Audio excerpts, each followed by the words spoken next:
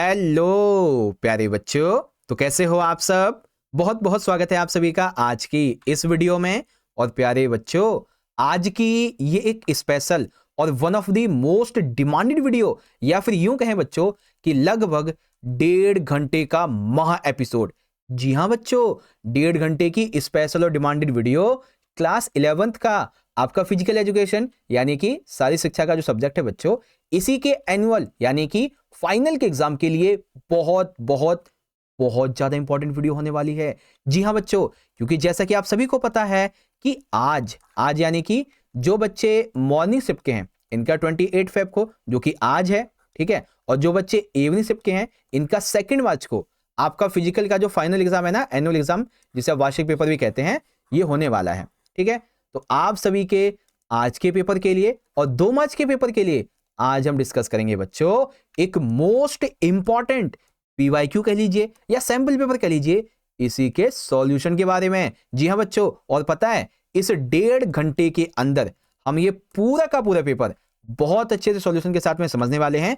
और जिस भी बच्चे ने ना इस पेपर को कंप्लीटली एंड तक देख लिया, आप यकीन मानो आपके एग्जाम की जो आपकी प्रिपरेशन है, आपकी जो प्रैक्टिस है, इवन आपके सिलेबस का जो रिवीजन है बहुत अच्छे से हो जाएगा। क्योंकि हम जो भी क्वेश्चन वीडियो में डिस्कस करने वाले हैं ना बच्चों, इस पेपर में खास करके सारे के सारे क्वेश्चन बहुत ज्यादा इंपॉर्टेंट हैं, सिलेक्टेड हैं, रिपीटेड हैं आपके प्रिपरेशन के लिए। और ऐसे क्वेश्चन जो एग्जाम में पिछले साल भी रिपीट हुए थे और इस साल भी रिपीट होने के चांसेस हैं, तभी हमने ये वीडियो आपके लिए पहले ही बोला कि 1.5 घंटे की रहने वाली है। बहुत अच्छे से सारे क्वेश्चन समझाएंगे, ठीक है, तो एंड तक जरूर देखिएगा। ओके बच्चों, तो शुरू करते हैं। और हाँ, आप सभी बच्चों को स्टार्ट करने से पहले ही मेरी तरफ से आज आपका जो पेपर होने वाला है उनको भी, और जिनका 2 मार्च को हुआ उनको भी, सभी को मेरी तरफ से wish you very very all the best. और ये बताऊं एक चीज आपको, ये वीडियो अभी कितना टाइम हो रहा है, सुबह के बज रहे हैं 3:29, ठीक है, यानी कि 3:30 बज रहे हैं। और ये सुबह आपको तकरीबन मान के चलिए 7 या 8 बजे मिल जाएगी,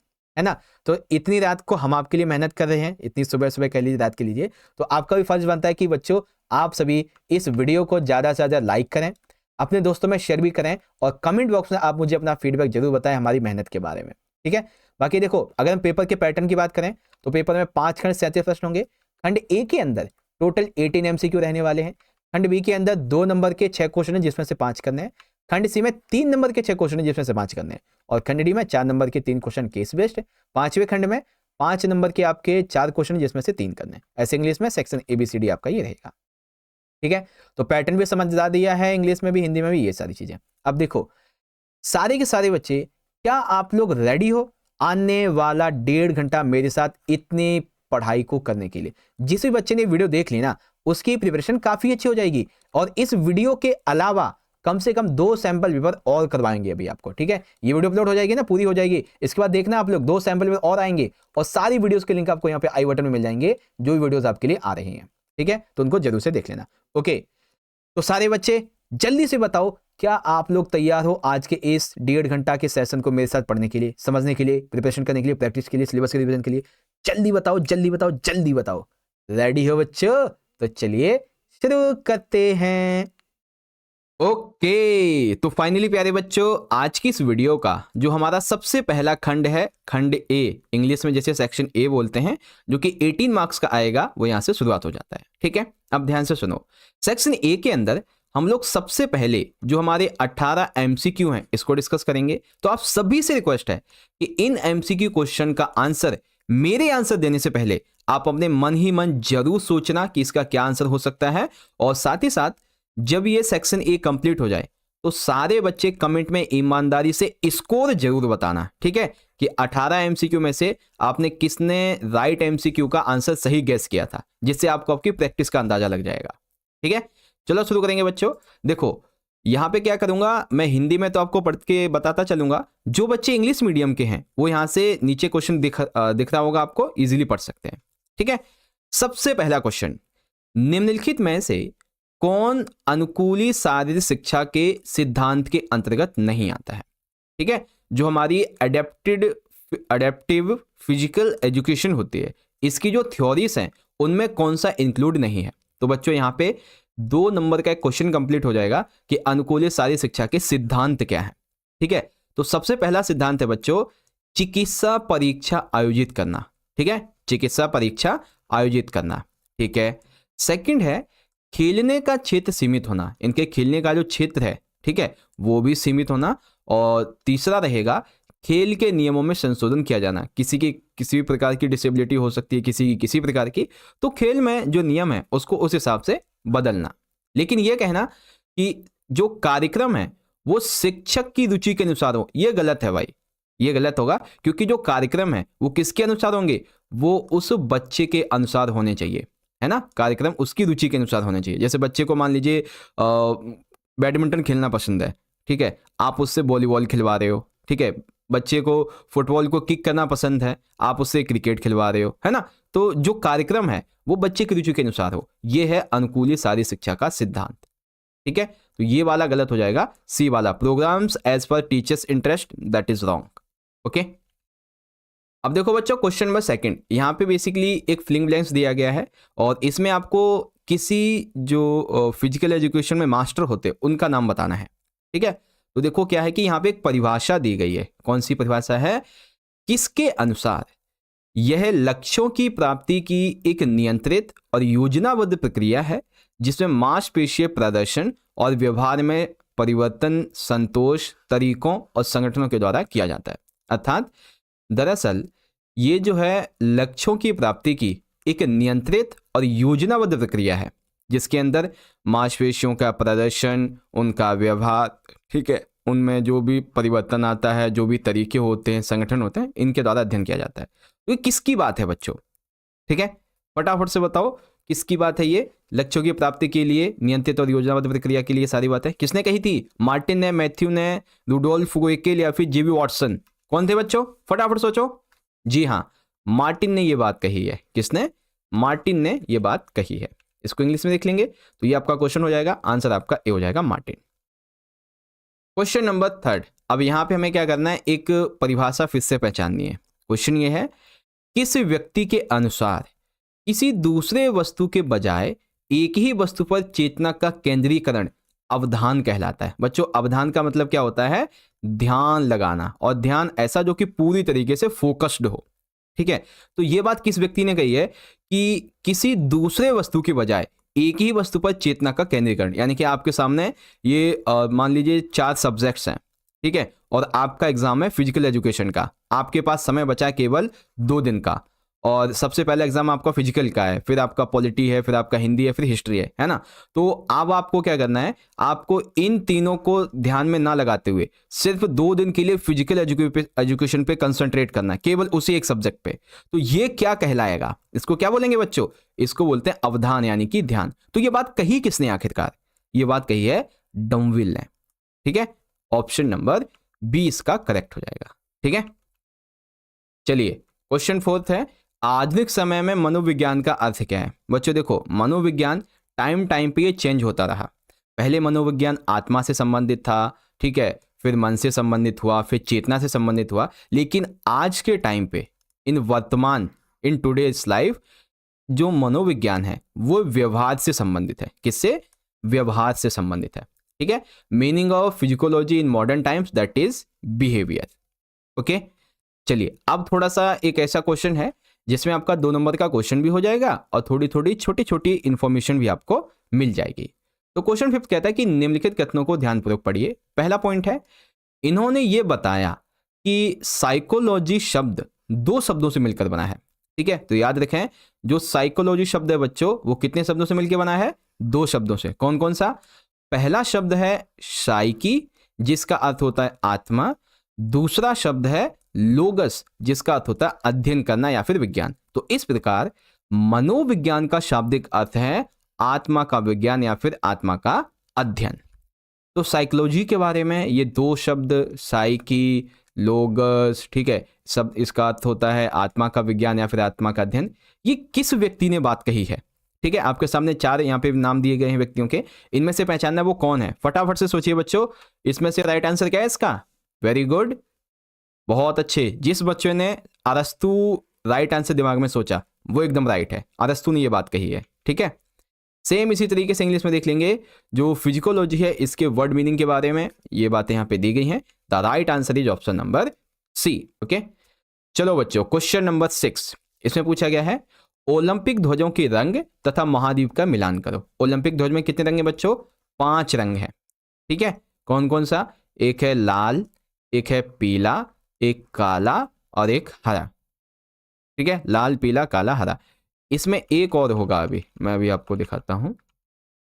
ये इसी पेपर में मैंने क्वेश्चन ले रखा है, अभी आपको दिखाता हूं। ये देखो, ये है आपका सबसे पहला लाल, नीला, पीला, हरा और ये ब्लैक। ठीक है, तो बच्चों एक क्वेश्चन है आपसे, सारे बच्चे मुझे इस क्वेश्चन का आंसर कमेंट में बताना। ये जो ब्लैक रंग है, ब्लैक रंग, ये एक सेकेंड, हमारे क्वेश्चन में क्या है? काला हरा पीला लाल। ठीक है, जो अभी हमने देखा ना नीला कलर, ठीक है, जो नीला वाला कलर है जिसे हम ब्लू भी कहते हैं, तो इस कलर का संबंध किस महाद्वीप से है? ये सारे बच्चे कमेंट में बताओ मुझे। ठीक है, इस कलर का संबंध किस महाद्वीप से है? सारे बच्चे इस क्वेश्चन का आंसर मुझे कमेंट में बताओ, बाकी का यहाँ पे मैं आपको बता ही दूंगा। देखो, सबसे पहले बात करते हैं अफ्रीका की। तो लोगों को लगेगा कि अफ्रीका जो है ना, ये मे भी हो सकता है काला रंग हो इसका, है ना? जी हाँ, बिल्कुल सही। अफ्रीका महाद्वीप का संबंध है काले रंग से। अमेरिका की बात कर लेते हैं, तो अमेरिका का संबंध है लाल रंग से। एशिया की बात करेंगे तो एशिया का रंग पीले कलर से संबंधित है, और ऑस्ट्रेलिया का जो रंग है वो है आपका हरा वाला। ठीक है, इस तरीके से आपके हर एक महाद्वीप के ऐसे रंग हैं। अब जो नीला वाला है इसका कौन सा है, ये कमेंट में बताओ। बाकी इसका ऑप्शन ए जो है ना, पहले का सी, दूसरे का ए, तीसरे का भी, चौथे का डी, ये राइट है, ऑप्शन नंबर ए। ठीक है, आशा करता हूं बच्चों अब आप समझ गए होंगे अच्छे तरीके से। चलिए, अब इसी क्वेश्चन को सेम इंग्लिश मीडियम में यहाँ पे देख लेंगे। अफ्रीका का संबंध है ब्लैक से, अमेरिका रेड है, एशिया येलो है, ऑस्ट्रेलिया ग्रीन है, या फिर ऑस्ट्रियाना भी कह सकते हैं, तो ऑप्शन ए सही है। क्वेश्चन नंबर 7, हमारे शरीर में जो तिल्लाकार हड्डियां हैं ये कहाँ पे पाई जाती हैं बच्चों? ठीक है, जो तिल्लाकार बोन्स होते हैं ये कहाँ पे पाए जाते हैं? अब देखो, तिल्लाकार जो है ना, तिली के आकार के, ये कहाँ पाए जाएंगे? जो हमारी कलाई होती है, हाथों की कलाई, वहां पे पाए जाते हैं। ठीक, क्वेश्चन नंबर 8, जो आधुनिक ओलंपिक खेल हैं इनका जन्मदाता किसे माना जाता है? ठीक है, आधुनिक ओलंपिक खेलों का जन्मदाता किसे माना जाता है, इसके बारे में आपको बताना है। तो किसे मानते हैं बच्चों जन्मदाता? पीवीडी कोवर्टीन को। ठीक है, किसे मानते हैं? पीवीडी कोवर्टीन को। सेम इंग्लिश में, who is considered the father of modern Olympic games? It is Pierre de Coubertin. अब हमारा क्वेश्चन नंबर 9 क्या कहता है बच्चों? अल्वियोली। ठीक है, अल्वियोली ये कहाँ स्थित होता है बच्चों? ठीक है, कहाँ पे लोकेटेड होता है? तो ये हमारा जो बोन मैरो होता है, बोन मैरो यानी कि अस्थि मज्जा, यहाँ पे पाया जाता है ये। ठीक है, अल्वियोली कहाँ लोकेटेड है, कहाँ पाया जाता है? अस्थि मज्जा में, बोन मैरो में।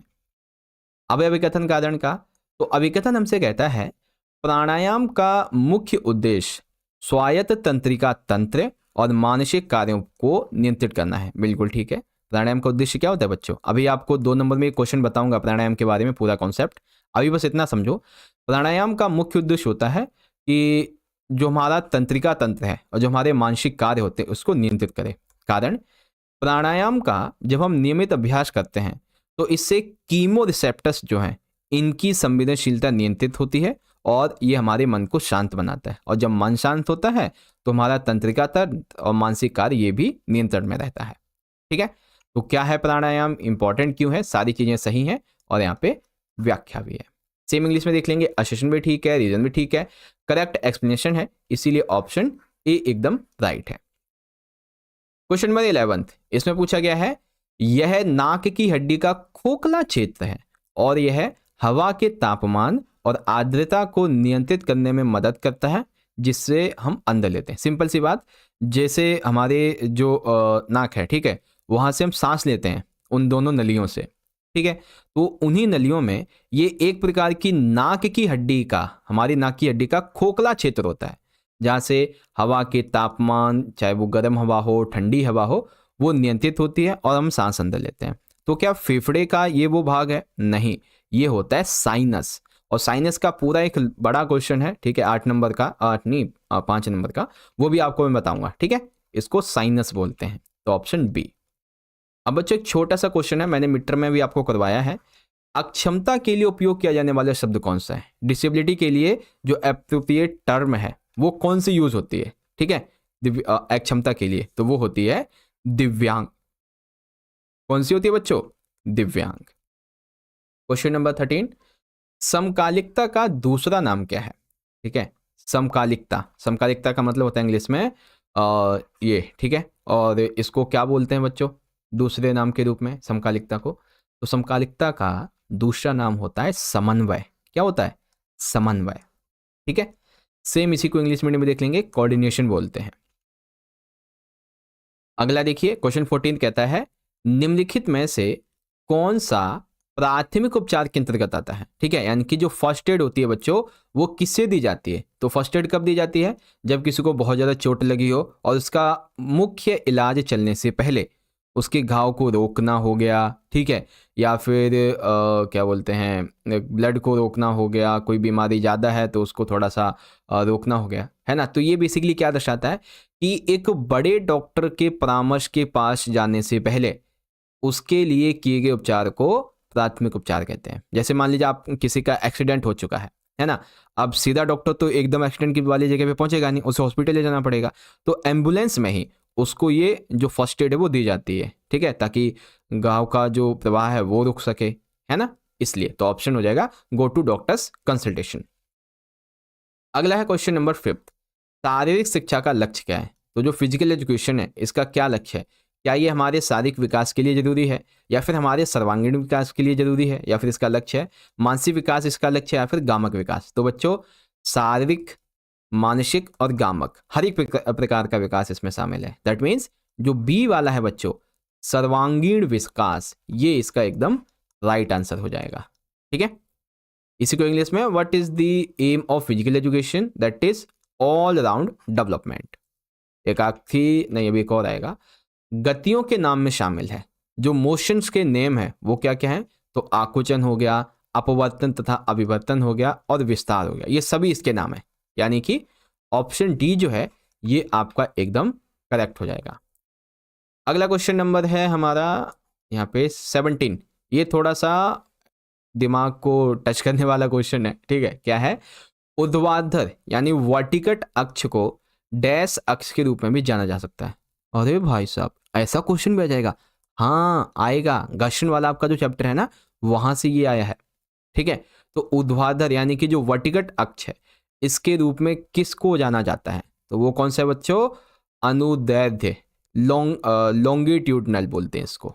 ठीक है, इसी का इंग्लिश मीडियम में देख लेंगे, the vertical axis is also known as the longitudinal. अब हमारा एमसीक्यू का आखिरी क्वेश्चन, और यहीं पे आपका स्कोर भी मैं जांचूंगा। ठीक है, सारे बच्चे फटाफट से मुझे अपना स्कोर बताओ कि 18 आउट ऑफ आपने कितने के राइट आंसर अपने दिमाग में सोचे हैं। फटाफट से सारे के सारे बच्चे मुझे कमेंट करके बताएं। ओके, तब तक के लिए मैं 18 क्वेश्चन पढ़ता हूं। खेल प्रबंधन किस पे आधारित होता है? यानी कि जो स्पोर्ट्स मैनेजमेंट है वो किस पर बेस्ड होता है? तो जब भी स्पोर्ट्स का मैनेजमेंट किया जाता है तो उसके लिए हमें जरूरत होती है एक कुशल अधिकारी की, और एक ऐसा अधिकारी जिसके अंदर प्रतिभा हो। ठीक है, जिसके अंदर जो टैलेंटेड हो और इफिशिएंट काम कर सके, है ना, हमें ऐसे ऑफिसर की जरूरत होती है। तो ऑप्शन ए वाला जो है ये आपका करेक्ट है। तो सारे बच्चे अब मुझे कमेंट में अपना स्कोर बताओ ईमानदारी से, 18 में से आपने कितने एमसीक्यू के सही आंसर दिए, ताकि मुझे भी पता चल जाए आपने कितनी तैयारी कर रखी है। ओके, चलिए आगे बढ़े बच्चों। अब हम डिस्कस करेंगे अपने अगले सेक्शन को, जो कि है खंड नंबर बी, यानी कि सेक्शन बी है, और ये रहेगा हमारा 10 मार्क्स का। ठीक है, अब क्वेश्चन नंबर 19 क्या कहता है बच्चों? बेसिकली इसमें है तो 2 नंबर के हमारे 6 क्वेश्चन, अटेम्प्ट आपको कोई 5 ही करने हैं, तो पूरे 6 में से कोई 5 करने हैं। आसन और प्राणायाम, इनको परिभाषित कीजिए। तो सबसे पहले समझेंगे बच्चों हम आसन को, और फिर समझेंगे प्राणायाम को। और अभी प्राणायाम के बारे में मैंने एक अलग से ही पूरा क्वेश्चन उठा रखा है। ठीक है, इसके अर्थ को और भी ढंग से समझेंगे। अभी केवल अंतर करने के लिए हम समझ लेते हैं कि आसन प्राणायाम क्या है। तो देखो बच्चों, आसन क्या होता है?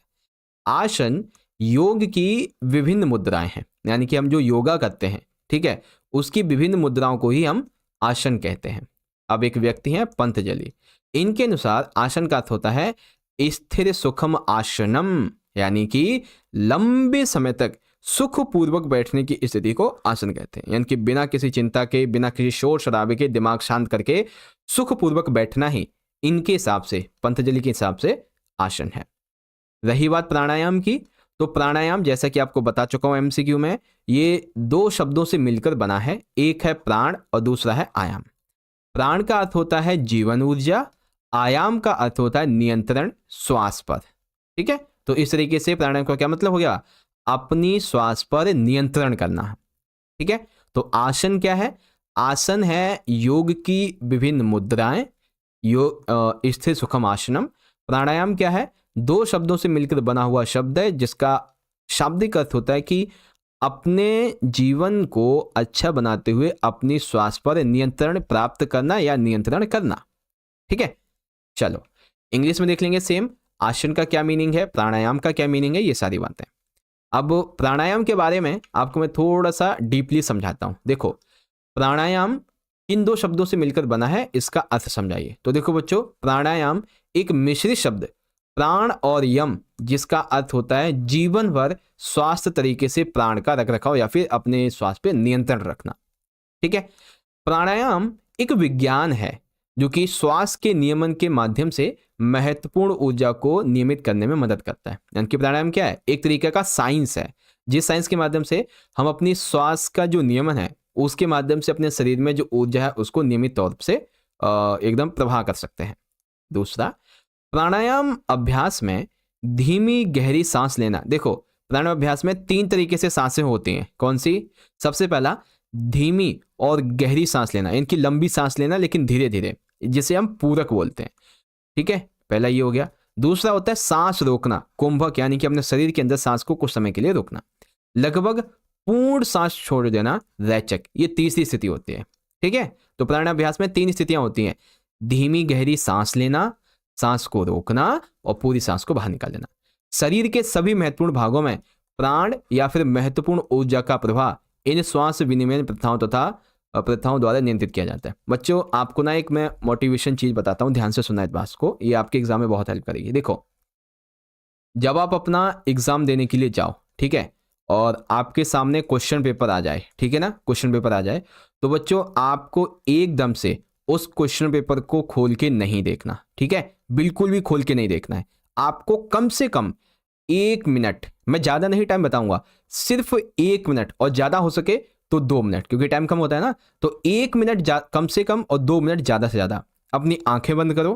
ठीक है, आंखें बंद करो और अपने दिमाग में ये सोचो कि आपके सामने जो पेपर आया है वो मैं अच्छे से करूंगा और इस पेपर में मैं अच्छे नंबर लेके आऊंगा। दिमाग में अपने माता पिता की एक जो हंसने वाली छवि होती है, सुंदर छवि, वो बनाओ, और जिस भगवान को या फिर जिस भी ईश्वर को आप मानते हो उसकी छवि अपने दिमाग में बनाओ। ठीक है, 1 मिनट तक यही सोचो, फिर अपनी आंखें खोलो और फिर आप पाओगे कि आपका जो दिमाग है वो शांत हो चुका है। ठीक है, आपका दिमाग शांत हो चुका है। ये ट्रिक मैंने अभी तक न जाने कितने सैकड़ों बच्चों को बता रखी है। ठीक है, और वो बाद में एग्जाम से आने के बाद कहते हैं वाकई में सर जी, वाकई में भैया जी, हमें बहुत फायदा मिला इससे।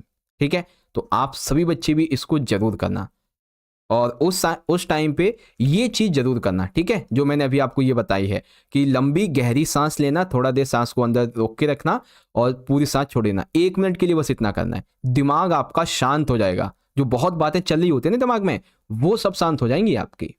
ठीक है, तो इस बात को जरूर से याद रखना प्यारे बच्चों। चलो, तो एक चीज और यहाँ पे आती है कि प्राणायाम का मुख्य उद्देश्य स्वायत्त तंत्रिका तंत्र और मानसिक कार्यों पर नियंत्रण करना होता है, क्योंकि इससे क्या होता है, हमारा मन नियंत्रित हो जाता है। ठीक है, और एक चीज ये तो बताइए, जो मन को शांत बनाता है, बस यही होता है प्राणायाम। अब इसी का इंग्लिश मीडियम में देख लेंगे बच्चों। Pranayam is made of which words and explain its meaning. तो किन किन वर्ड्सों से मिलकर बना है, क्या मीनिंग है, आप यहां से पढ़ सकते हो बच्चों। ठीक है, चलो अब है क्वेश्चन नंबर 21।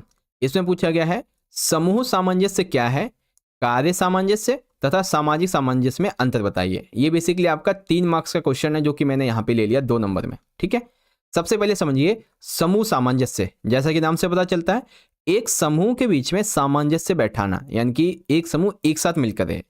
तो समूह सामंजस्य को एकता के रूप में परिभाषित किया जाता है। एक समूह के अंदर एकता होना ही समूह सामंजस्य कहलाता है, जिसमें व्यक्तियों का समूह एक निश्चित लक्ष्य की प्राप्ति होती है, एकजुट होकर कार्य करते हैं। जैसे एक आपको मैं एग्जांपल देता हूं, जैसे मान लीजिए कि आपका ना 4 से लेके 5, ठीक है, या फिर 6-7 बच्चों का एक ग्रुप है आपके दोस्तों का, और आप सभी का एक टारगेट है कि भाई हमें फिजिकल एजुकेशन में कम से कम 70 आउट ऑफ 65 प्लस मार्क्स लेके आने हैं, ठीक है। तो आप सभी फिर क्या करेंगे, एक योजना बनाएंगे। क्या योजना बनाएंगे कि सबसे पहले हम सैंपल पेपर की वीडियोस देखेंगे, हम सर के सैंपल पेपर को वाच करेंगे, उनकी तैयारी करेंगे, ठीक है। साथ ही हम अपनी तरफ से इंपॉर्टेंट क्वेश्चंस बनाएंगे, सैंपल पेपर की हम जो क्वेश्चंस होते हैं उनकी खुद से प्रैक्टिस करेंगे, एक साथ मिलके हम एक दूसरे का मॉक टेस्ट लेंगे, है ना।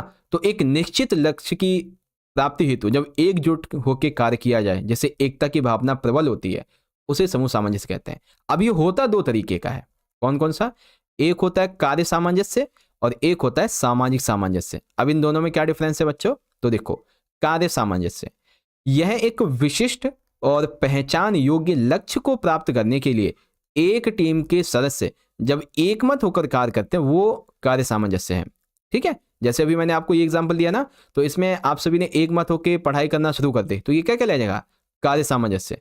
रही बात सामाजिक की, तो प्रत्येक स्थिति में एक टीम के सदस्य परस्पर एक दूसरे को पसंद करते हैं और टीम के सदस्य होने से व्यक्तिगत संतुष्टि का आनंद प्राप्त करते हैं। उदाहरण के लिए मित्रता, जैसे आपका मित्र का समूह है, तो ये उसका एग्जाम्पल है। कार्य में कार्य का होता है, समूह सामंजस्य में केवल जो भावनाएं होती है मन से वो जुड़ी होती हैं, बस और कुछ नहीं, ठीक है। सेम इंग्लिश में, what is group question, explain the difference between work harmony and the social harmony. तो क्या होती है और वर्क और सोशल के बारे में ये चीजें होंगी, ठीक है। चलिए अगला है क्वेश्चन नंबर हमारा 22, बहुत अच्छा प्रश्न है। व्यायाम और खेलों में शरीर रचना और शरीर क्रिया विज्ञान के उजागर करते हुए कोई 4 बिंदु लिखिए। सिंपल सा क्या बताना है बच्चों, व्यायाम और खेलों में जो शरीर रचना विज्ञान है और शरीर क्रिया विज्ञान है, इसकी इंपॉर्टेंस बतानी है, ठीक है। तो भाई व्यायाम और खेलों में शरीर रचना क्रिया विज्ञान के बहुत से महत्व हैं, जैसे कि स्वास्थ्य शरीर को बनाए रखने में मदद करता है, यानी कि शरीर रचना विज्ञान और शरीर क्रिया विज्ञान, जब इसका नॉलेज इंफॉर्मेशन सबके पास में होगा तो उनका जो शरीर है वो स्वस्थ बना रहेगा, ठीक है। प्रशिक्षण कार्यक्रम तैयार करने में मदद करना, एक एथलीट के लिए उसके प्रशिक्षण के लिए कार्यक्रम तैयार कर पाना अच्छा हो जाएगा। प्रदर्शन के नियमित मूल्यांकन में मदद, ठीक है, प्रदर्शन के लिए नियमित तौर पे मूल्यांकन भी किया जा सकता है। व्यायाम और खेलों में गति के चयन में भी सहायता करता है, ठीक है। खेल में शोध करने में मदद करता है, खेलों के चयन में सहायक होता है कि कैसे किस खेल का चयन करना चाहिए, अगर आपको शरीर रचना विज्ञान और शरीर क्रिया विज्ञान के बारे में पता है, ठीक है। इस तरीके से सेम इसी क्वेश्चन का इंग्लिश वर्जन यहाँ पे देख लेंगे बच्चों, कि make any 4 points highlighting the anatomy and physiology of exercise and sports. तो क्या क्या बातें हैं आप यहां से इजीली रीड आउट कर सकते हो, ठीक है। चलिए आगे बढ़ेंगे, अब 2 नंबर का आखिरी क्वेश्चन है, फिर हम लोग आगे देखेंगे 3 नंबर वाले। तो क्वेश्चन है, मानव शरीर के सोमेटो मापन विधि का वर्णन करें, ठीक है। मानव शरीर की जो सोमेटो मापन विधि होती है इसके बारे में बताओ। बच्चे कहेंगे सर जी ये तो हमने पढ़ी ही नहीं है, पढ़ी है तो समझ में भी नहीं आई थी। तो अब ध्यान से समझ लो, देखो मानव शरीर के प्रकार का अर्थ होता है मानव शरीर के आकार व रचना, ठीक है। सोमेटो मापन विधि का हम उपयोग कैसे करते हैं, क्या है क्या नहीं, इसको जानने से पहले ये समझ लो, जब हम बात करते हैं मानव शरीर के प्रकार की, तो इसका मतलब होता है कि मानव शरीर का आकार कैसा है, उसकी रचना में क्या है, ठीक है। अब सोमेटो मापन ये क्या करता है, तो सोमेटो मापन शारीरिक वस्तुओं पर शारीरिक शिक्षक व खेल अध्यापकों को यह समझाने में मदद करता है कि कौन सा खिलाड़ी किस खेल में अपनी प्रतिभा दिखा सकता है, ठीक है। यानी कि सोमेटो मापन विधि क्या होती है, ये एक ऐसी विधि है जिसके माध्यम से शारीरिक वस्तुओं पर जब सारी शिक्षक और खेल अध्यापक देखते हैं कि कौन सा खिलाड़ी किस खेल में अपनी प्रतिभा लगा सकता है, अच्छी प्रतिभा निखार सकता है, उसका मापन किया जाता है। विलियम हर्बर्ट द्वारा इस मापन की विधि को कुछ इस प्रकार बताया गया, आगे चल के इसे मैं आपको एक्सप्लेन करके समझाऊंगा 5 नंबर में, चिंता मत करो, ठीक है। तो सोमेटो मापन विधि आपकी ये थी जिसके माध्यम से खिलाड़ी किस क्षेत्र में अपनी प्रतिभा दिखा सकता है ये मापा जाता है। सेम इंग्लिश में, describe the somatotypes method of human body, तो इसके बारे में ये पॉइंट है, आप यहाँ से पढ़ सकते हो। अब 2 नंबर के कुछ क्वेश्चन आपको मैं सैंपल पेपर 1 के भी दिखा देता हूँ, जिससे कि आपकी थोड़ी एक्स्ट्रा प्रैक्टिस यहाँ पे हो जाएगी। अब जैसे कि पिछले वीडियो में आपको मैंने समझा रखा है बहुत अच्छे से, डोपिंग की अवधारणा को विस्तार से समझाइए। ठीक है, डोपिंग की जो अवधारणा है इसको आपको ढंग से बताना था। तो ये मैंने बताया हुआ है। डोपिंग क्या होता है बच्चों? डोपिंग शब्द वो शब्द है जो खेल के क्षेत्र में उपयोग होता है। ठीक है, डोपिंग का मतलब क्या हो गया कि जब भी कोई खिलाड़ी अपने खेल प्रदर्शन को गलत तरीके से सुधारने या फिर गलत तरीके से बढ़ाने के लिए उन निषिद्ध पदार्थों का उपयोग करता है जो कि मतलब उन पदार्थों का उपयोग करता है जो कि निषिद्ध है। ठीक है, तो उसे डोपिंग कहते हैं। अब इसकी वजह से जो उसको डोपिंग के लिए जो भी चीज़ें यूज़ करता है उससे बहुत सारा नुकसान भी होता है उससे। ठीक है, इसके अलावा शैशव अवस्था की विकासात्मक विशेषताओं के बारे में बताइए। ठीक है, जो शिशु अवस्था होती है ना जन्म से लेकर 5 वर्ष तक की, तो इसमें शारीरिक विकास कैसे होता है, ठीक है, बौद्धिक विकास कैसे होता है, सब बताया है। जैसे शारीरिक विकास की बात करें तो शारीरिक वृद्धि जिसमें उसका आकार, उसका वजन तेजी से बढ़ता है। 2-3 साल तक का बच्चा होता है, 5 साल तक का, है ना। उसके बाद बौद्धिक विकास की बात आती है, धीरे धीरे छोटे छोटे वाक्य बोलना शुरू करता है और भूख भोजन जैसी आवश्यकताओं को समझने लगता है। ये चीज़ें थी। मांसपेशीय गुण क्या होते हैं? तो ये 4 तरीके के गुण होते हैं जो एमसीक्यू में भी आ सकते हैं। PRIC क्या होता है? तो ये भी आपको समझा रखा है। अक्षमता शिष्टाचार क्या होते हैं और इससे एक सकारात्मक ऊर्जावान रवैया कैसे शरीर में पैदा होता है। मनोविज्ञान विशेषताओं में अवधान को समझाइए। तो अवधान क्या होता है? डम्बेल, समान शब्दों में सब कुछ बता रखे अच्छे से। ठीक है, चलिए आगे बढ़ेंगे हम अपने पेपर 2 के सेक्शन सी के साथ। हो अच्छा, एक ये तो रह ही गया अभी, ये 23 का था ना। एक क्वेश्चन तो ये रह ही गया। वही तो मैं कहूँ, एक क्वेश्चन शायद अभी 5 ही तो किए थे। चलो देखो 24 क्या कहता है? विभिन्न प्रकार की अक्षमताओं के कोई 6 कारण लिखिए। यानी कि अगर किसी व्यक्ति के शरीर में या फिर किसी को भी एक आदि भी अक्षमता होती है या फिर जो भी अक्षमताएं हैं उनके कुछ रीजंस होते हैं। ठीक है, तो इसमें सबसे बड़ा जो रीजन है वो होता है वंशानुगत। ठीक है, सबसे मेन रीजन होता है वंशानुगत। ठीक है, इसके अलावा संक्रामक रोग हो गए, कुछ मानसिक स्वास्थ्य समस्याएं हो गई, गलत टीकाकरण हो गया। ठीक है, गलत तरीके का टीकाकरण हो गया, टाइम पे नहीं लिया, इस तरीके से गलत जो दवा है इसका इस्तेमाल कर दिया, कुपोषण का शिकार है या फिर कोई डिसेबिलिटी है, ठीक है, बीमारी है, जहर खा लिया हो या फिर किसी नाव की दुर्घटना में वो लिप्त हो गया हो, नशीले पदार्थ का सेवन करता हो, डोपिंग करता हो, है ना, हानिकारक तत्वों का इस्तेमाल हो गया, स्वास्थ्य सेवाओं की उसके अंदर कमी हो, शिक्षा की कमी हो, इन सभी की वजह से उसके अंदर अक्षमता विकसित होती है। ठीक है, सेम इंग्लिश में right any 6 cause of different types of disability. तो डिफरेंट टाइप्स यहाँ पे रीजन पूछे हैं। ठीक है, वो 6 कॉज कौन कौन से इसके बारे में। ओके, तो 2 नंबर का हमारा ये वाला सेक्शन भी पूरा हो गया। अब हम लोग आगे बढ़ेंगे अगले सेक्शन की तरफ। ठीक है, रेडी हो प्यारे बच्चों? चलिए अब यहाँ पे शुरुआत हो जाता है बच्चों। आज की इस वीडियो का हमारा खंड नंबर सी यानी कि सेक्शन सी है और ये रहेगा 15 नंबर का। ठीक है, चलिए सबसे पहला क्वेश्चन 25 क्या कहता है? शारीरिक शिक्षा के क्षेत्र में शिक्षण तथा स्वास्थ्य संबंधित कैरियर को समझाइए। ठीक है, यानी कि अगर कोई भी व्यक्ति, कोई भी बच्चा शारीरिक शिक्षा के क्षेत्र में, ठीक है, एक होता है एजुकेशन, एक होता है हेल्थ से संबंधित, एजुकेशन में फ्यूचर बनाना चाहे, स्वास्थ्य संबंधित फ्यूचर बनाना चाहे तो उसके सामने क्या विकल्प होंगे, क्या करना होगा उसे, इसके बारे में आपको यहाँ पे बताना है। ठीक है, तो बताते हैं बच्चों। सबसे पहले शारीरिक शिक्षा के क्षेत्र में शिक्षण संबंधित करियर और फिर स्वास्थ्य संबंधित करियर दोनों समझेंगे।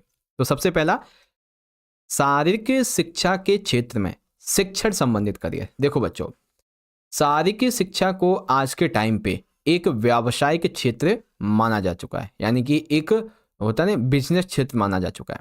यह करियर उनके लिए उचित है जिनकी रुचि शिक्षण करियर में होती है। ठीक है, जो भी व्यावसायिक क्षेत्र में आना चाहते हैं शारीरिक शिक्षा के, ये उनके लिए अच्छी है जिनको फिजिकल एजुकेशन की शिक्षण पढ़ाने में उसमें रुचि है। शारीरिक शिक्षा शिक्षण करियर के अंतर्गत अध्यापकों को बहुत स्तर पर कार्य करने का मौका मिलता है। ठीक है, पढ़ने और पढ़ाने का दोनों का मौका मिलता है। जैसे कि प्राइमरी स्कूल में, माध्यमिक स्कूल में पीटी टीचर बन सकते हैं, फिजिकल एजुकेशन सब्जेक्ट के टीचर बन सकते हैं, high school, senior secondary school, ठीक है, सीनियर सेकेंडरी स्कूल, महाविश्वविद्यालय, विश्वविद्यालय, यहाँ पे प्रोफेसर बन सकते हैं फिजिकल एजुकेशन के। ठीक है, तो ये शिक्षण वाले हैं। फिर बारी आती है स्वास्थ्य संबंधित करियर की। तो आधुनिक युग में देखा जाए तो लोगों में स्वास्थ्य के प्रति जागरूकता में आज वृद्धि हुई है। सभी व्यक्ति स्वास्थ्य के बारे में सचेत हो गए हैं। वे स्वास्थ्य हमेशा और हष्टपुष्ट रहना चाहते हैं। प्रत्येक व्यक्ति स्वास्थ्य जीवन शैली अपनाना चाहता है, इसीलिए स्वास्थ्य से संबंधित करियर के अवसरों में काफी वृद्धि हुई है। इसके अंतर्गत दूसरा क्षेत्र एथलेटिक ट्रेनिंग का भी है, यानी कि आज के टाइम पे आप क्या कर सकते हैं, अपना खुद का एक फिजिकल एजुकेशन ट्रेनिंग सेंटर खोल सकते हैं, ठीक है। और आप किसी भी बड़े हेल्थ केयर क्लब में शामिल हो सकते हैं या फिर हेल्थ इंस्टीट्यूट में शामिल हो सकते हैं। ओके, आप जो वृद्ध लोग होते हैं उनके लिए कोई अभियान वगैरह चला सकते हैं, कैंप वगैरह लगा सकते हैं जगह जगह पे, बच्चों के लिए भी। तो ये स्वास्थ्य से संबंधित करियर हैं आपके, ठीक है। ट्रेनिंग दे सकते हैं, ठीक है, कोच बन सकते हैं, ऐसे बहुत सारे हैं इसमें, ठीक है। तो इसमें आप अपना दिमाग लगा के भी आसानी से इसका आंसर लिख सकते हो। ओके, चलिए आगे देखेंगे इंग्लिश मीडियम में से क्वेश्चन को। तो explain teaching and health related carriers in the field of physical education. तो दोनों में इसके बारे में हमें बताना है, तो आओ समझते अच्छे से। तो related to physical education career and related to the field of physical education career. तो ये field of physical education career easily देख सकते हैं, सारी चीज़ लिखी हुई हैं। अगला क्वेश्चन, अब यहाँ पे इसी संबंधित एक बहुत ही अच्छा क्वेश्चन है। मान लीजिए आपका एक दोस्त है राहुल, ठीक है। आपके दोस्त राहुल ने शारीरिक शिक्षा में स्नातक कर लिया है। स्नातक का मतलब उसने बीए कर लिया फिजिकल में, ठीक है। बीए तो बैचलर ऑफ आर्ट्स होता है, लेकिन उसने फिजिकल एजुकेशन में अपना जो है वो कर लिया है, ग्रेजुएशन कर लिया है। अब उसके सामने सारी शिक्षा में करियर के क्या विकल्प सामने होंगे, ठीक है। उसने ग्रेजुएशन कर लिया, पीएचडी कर लिया है सारी शिक्षा में, तो अब उसके सामने क्या क्या ऑप्शन सामने होंगे। तो सबसे पहला ऑप्शन सामने होगा कि वो शारीरिक शिक्षा में शिक्षण करियर ले सकता है, यानी कि वो बहुत सारे स्तर के अध्यापक होते हैं वो बन सकता है, ठीक है। जैसे कि प्राइमरी स्कूल का, माध्यमिक स्कूल का, हाई स्कूल का, सीनियर सेकेंडरी स्कूल का, महाविश्वविद्यालय का, विद्यालय का, ठीक है। फिर प्रदर्शन आधारित करियर, वो खिलाड़ियों के रूप में, अधिकारियों के रूप में, या फिर जब भी कोई कंपटीशन होता है उसमें जो रिकॉर्ड रखे जाते हैं उस रिकॉर्डरों के रूप में काम कर सकता है। खिलाड़ियों का कोच बन सकता है, ठीक है, अधिकारी बन सकता है, ये चीज़ है। फिर संचार माध्यम में करियर, यानी कि अगर उसको फिजिकल की पूरी नॉलेज है तो वो खेल से संबंधित जो पत्रकारिता है वो कर सकता है, खेल फोटोग्राफी कर सकता है, ठीक है। खेल से संबंधित पुस्तक लेखन कर सकता है, पुस्तक का प्रकाशक कर सकता है, खेल उद्योग खोल सकता है अपना, स्पोर्ट्स मार्केटिंग कर सकता है ना। साथ ही स्वास्थ्य से संबंधित करियर हो जाते हैं, जो अभी अभी ऊपर मैंने आपको बताए थे पिछले क्वेश्चन में, है ना। तो ये है शारीरिक शिक्षा में शिक्षा करियर के विकल्प, ठीक है बच्चों, आ गया समझ। चलिए सेम इसी का इंग्लिश मीडियम में देख लेंगे। Your friend Rahul has graduated in physical education, now what can be career option in front of him physical education. तो teaching careers in physical education, performance based career, career in communication media, and option number D, ठीक है। चलिए question number 27 बहुत अच्छा प्रश्न है। मनोवैज्ञानिक विशेषताओं का परिचय देते हुए अवधान, लचीलापन, मानसिक दृढ़ता, इसका वर्णन कीजिए। यानी कि आपको क्या करना है, मनोविज्ञान की जो विशेषता है इससे संबंधित 3 की पॉइंट, कौन कौन से, अवधान जिसे हम ध्यान कहते हैं, लचीलापन, ठीक है, और मानसिक दृढ़ता, इन तीनों को एक्सप्लेन करके बताना है। और ये तीनों ही अलग से 2-2 नंबर में आ सकते हैं, ठीक है। तो मनोवैज्ञानिक विशेषताओं में सबसे पहले बात करेंगे अवधान की, यानी कि जिसे हम ध्यान भी कहते हैं। अब इसको ध्यान से समझो, ठीक है, ध्यान है तो इसको ध्यान से समझो। देखिए अवधान या फिर ध्यान, ये वह प्रक्रिया है जिसके माध्यम से उत्तेजनाओं यानी सूचनाओं के समूह में से किसी एक उत्तेजना, किसी एक सूचना को चुना जाता है, ठीक है। अब जैसे कि एग्जाम्पल मान लेते हैं कि अवधान वह प्रक्रिया है जिसके अंतर्गत बाहरी वातावरण में उपस्थित सभी उत्तेजनाओं सूचनाओं में से किसी एक उत्तेजना सूचना पर अपनी चेतना केंद्रित करनी होती है। जैसे मैंने आपको एक एग्जाम्पल दिया, ठीक है, कि अभी आपके जैसे एग्जाम आने वाले हैं। सबसे पहला एग्जाम आपका फिजिकल का है, ठीक है, फिर आपका पॉलिटी है, फिर आपका उसके बाद डेट शीट देखने दो, हिंदी है, ठीक है, फिर आपका इको है। तो अब आपने क्या किया, आपके सामने इतनी सारी बाहरी सूचनाएं हैं, ठीक है, और आप यहाँ पे खड़े हैं, आपका एग्जाम है 2 दिन बाद फिजिकल का। तो आपने क्या किया, पॉलिटिकल, हिंदी, इकोनॉमिक्स या जो भी है, इन सभी से अपना ध्यान हटा के अपना ध्यान केंद्रित किया फिजिकल एजुकेशन के एग्जाम पे, ठीक है, और बिना किसी मानसिक दबाव के आप फिजिकल एजुकेशन का जो एग्जाम है उसकी तैयारी करने लग गए हैं। तो यही बात डमविल ने भी कही है, किसी दूसरे वस्तु के बजाय एक ही वस्तु पर चेतना का केंद्रीकरण अवधान कहलाता है। ये चीजें थी।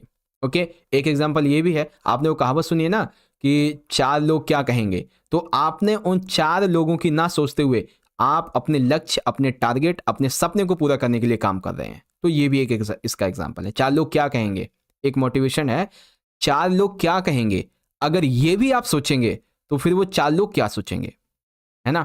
तो इसीलिए 4 लोग क्या कहेंगे ये कभी मत सोचो, बस अपने टारगेट पे, अपने लक्ष्य पे आगे बढ़ते रहो। चलो, क्वेश्चन नंबर है हमारा सेकंड क्वेश्चन नहीं है सर, पॉइंट है सेकंड, लचीलापन। जी हाँ जी हाँ जी हाँ, देखो लचीलापन जिसे हम फ्लेक्सिबिलिटी कहते हैं, बदलती परिस्थितियों के अनुसार स्वयं को तैयार रखना और नकारात्मक भावनात्मक अनुभवों से वापस आने की क्षमता लचीलापन कहलाती है। ठीक है, लचीलापन क्या हो गया बच्चों, लचीलापन दरअसल हम उसे कहते हैं जिसमें आप अपने आप को हर एक सिचुएशन के लिए तैयार रखें। ठीक है, कोई भी वर्स्ट कंडीशन आ जाए उसके लिए भी आप अपने आप को तैयार करें, और उस वर्स्ट कंडीशन से निकलने के बाद ऐसी निकलने वाली क्षमता को हम लचीलापन कहते हैं। स्टुअर्ट के अनुसार लचीलापन प्रतिकूल परिस्थितियों में वापसी करने की क्षमता है।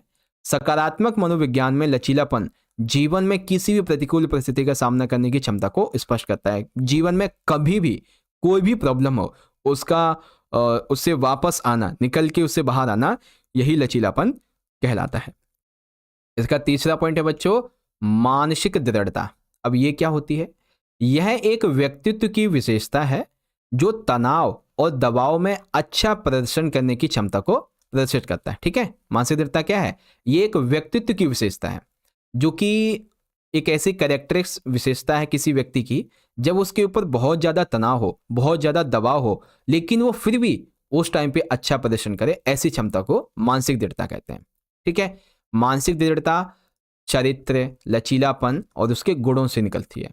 मानसिक दृढ़ता वह क्षमता है जिसके द्वारा व्यक्ति प्रतिकूल परिस्थितियों में असफलताओं और नकारात्मक घटनाओं का सामना करते हुए सतत प्रयास, दृष्टिकोण यानी कि एक अच्छा व्यवहार रखता है और उत्साह के साथ काम करता है। जैसे कि ये बात उनके लिए बहुत ज़्यादा जरूरी है जो किसी भी गवर्नमेंट एग्जाम की तैयारी कर रहे हैं। ठीक है, उन्हें पता है कि एक सीट के लिए कम से कम 10,000, कम से कम 50,000, ठीक है ना, 10K, 50K, कम से कम 1,00,000 लोग उस एक सीट के लिए एग्जाम देंगे। ठीक है, और ऐसे में वो कभी फेल भी हो गए एक आधी बार अटेम्प्ट में। ठीक है, उनके अंदर बहुत सारी नेगेटिव वाइब्स आ रही हैं, फैमिली सपोर्ट नहीं कर रही, रिश्तेदार उनको ताने सुनाते हैं कि तुमसे नहीं होगा बेटा।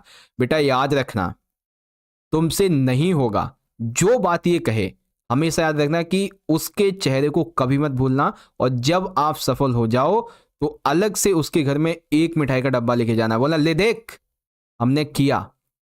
ठीक है, तो ये चीज याद रखना। तो हमेशा जो असफलताओं से नहीं डरते हैं, नकारात्मक घटनाएं उनके सामने होती है, नकारात्मक भावनाएं, नकारात्मक एनवायरनमेंट उनके सामने होता है, फिर भी वो काम करते रहते हैं, उन्हें बोलते हैं मानसिक दृढ़ता वाले व्यक्ति। ठीक है, ये एथलीट को चुनौतियों से लड़ने में, गलतियों और विफलता का सामना करने की क्षमता को स्पष्ट करती है। ठीक है, तो इस तरह से आपको इसे लिखना था और मैंने आपको अच्छे से बता दिया।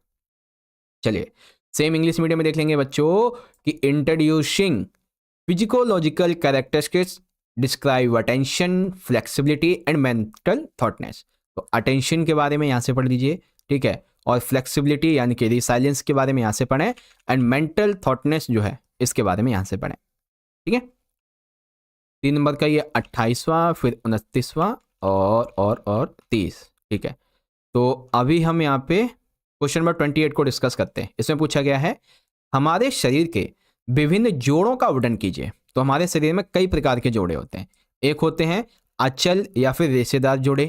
ठीक है, अचल या रेशेदार जोड़े, यह जोड़ कभी नहीं हिलते, ये अचल होते हैं। जैसे नाम से पता चला अटल, ठीक है, जो कभी क्या नाम है, जिसे टाला नहीं जा सकता। तो वैसे ही जो अचल है जिसे कभी चलाया नहीं जा सकता, है ना, मतलब चलाया इन द सेंस कि जो कभी हिलते नहीं है। आशिंक चल या फिर उपरित जोड़, यह जोड़ बहुत हल्की गति प्रदर्शन करते हैं, जैसे कि मेरुदंड जोड़, है ना। आशिंक की क्या हो गई कि ये थोड़ी बहुत गति करते हैं, स्वतंत्र रूप से चल जोड़, ये ऐसे जोड़ हैं जो हमारे शरीर को अलग अलग गतियां प्रदान करते हैं, है ना। तो अचल यानी कि जो गति ना करें, आशिंक यानी कि जो थोड़ी बहुत गति करें, स्वतंत्र जो गतियां करते रहते हैं। अब ये जोड़ भी ना कई तरीके के होते हैं, जैसे कि ये थोड़ा एक्स्ट्रा क्वेश्चन है, 5 प्रकार के। एक होते हैं कब्जेदार जोड़, यह जोड़ आगे और पीछे गतिशील करते हैं, जैसे कि हमारे घुटने हो गए, हमारी कोहनी हो गई, ये आगे पीछे करते हैं, ठीक है। तो कब्जेदार हो गए, जैसे दरवाजे का कब्जा होता है ना, वो आगे पीछे होता है, तो वैसे ही हमारे जो घुटने हो गए, कोहनी हो गए, ये आगे पीछे गतिशीलता करते हैं। फिर आता है दूसरा गेंद और गड्ढा जोड़, ये क्या होते हैं, इस जोड़ में एक हड्डी में गड्ढा तो दूसरी हड्डी में गेंदनुमा उभार बनता है, दोनों एक दूसरे में स्थित होते हैं, जैसे कि कंधे का जोड़ और कूल्हे का, जो हमारे कंधे का जोड़ होता है, कूल्हे का जोड़ होता है, जब हम इसमें गति करते हैं तो एक तरफ तो उसमें होता है ना कि गड्ढे जैसा बन जाता है और एक तरफ फूल जाता है ना, तो ये उसका एग्जाम्पल है। फिर कीलक जोड़ है, इस जोड़ से धुरी नुमा गति प्रदर्शन होती है, जैसे गर्दन का जोड़, ठीक है, धुरी नुमा, जैसे आप गर्दन को हिलाते हो ना, तो ये उसका एग्जाम्पल है। फिर काठीदार जोड़, इस जोड़ में एक हड्डी दूसरे के ऊपर लगी रहती है। काठीदार में क्या होता है कि एक हड्डी दूसरी हड्डी के ऊपर होती है, जैसे हमारी जो कलाई है, ये उसका एक एग्जाम्पल है, ठीक है। 5 थे, यहाँ पे 4 आपको बता दिए मैंने इजीली, आप यहाँ से पढ़ सकते हो। अब इसी का इंग्लिश मीडियम में देख लेंगे कि describe the different joints of our body.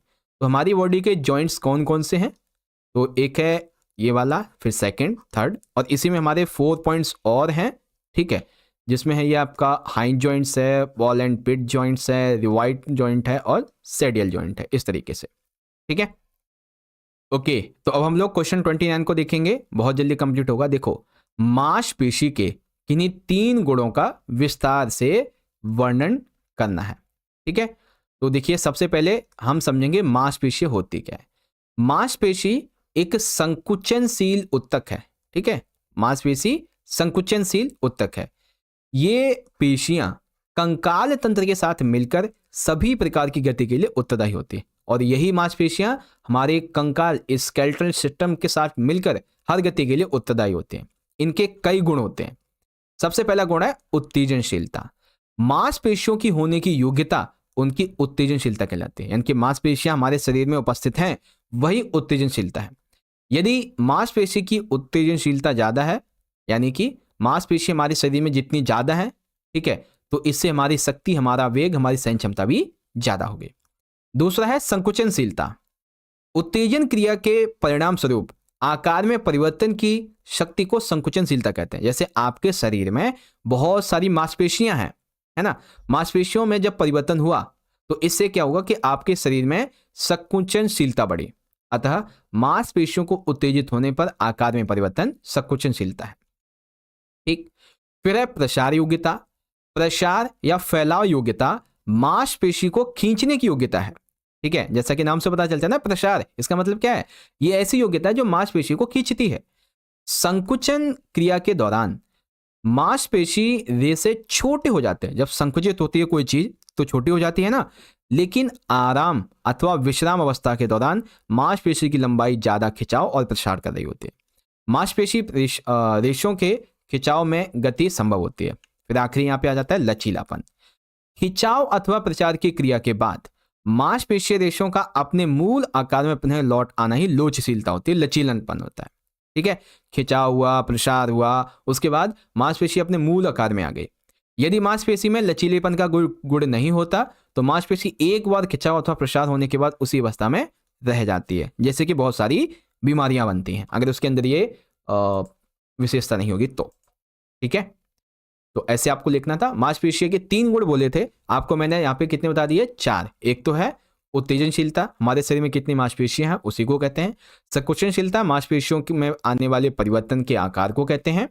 प्रसार योग्यता में उनका फैलाव होता है, लचीलेपन में वापस वो आ जाती हैं अपने आकार में। बस सेम इंग्लिश मीडियम में देख लेंगे तो क्या होती है, एक्सिटिबिलिटी, कॉन्ट्रैक्टिलिटी, ठीक है, इंग्लिश पढ़ लो। Explain in detail any 3 properties of muscles, ठीक है, पहला, दूसरा, तीसरा और ये आपका आखिरी वाला, ठीक है।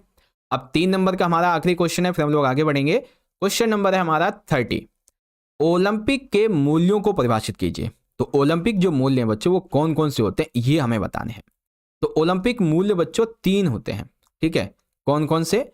सबसे पहला होता है श्रेष्ठता, दूसरा आदर और तीसरा है मित्रता, ठीक है। अब श्रेष्ठता कैसे है बच्चों, तो देखो खेल में व पेशेवर जिंदगी में सर्वोत्तम करना। श्रेष्ठ करने का क्या मतलब हो गया, चाहे आप एथलीट हैं तो खेल के मामले में, अगर आप नॉर्मल व्यक्ति हैं और एथलीट हैं तो आप अपनी निजी जिंदगी में भी हमेशा सर्वोत्तम करें, अच्छा करें।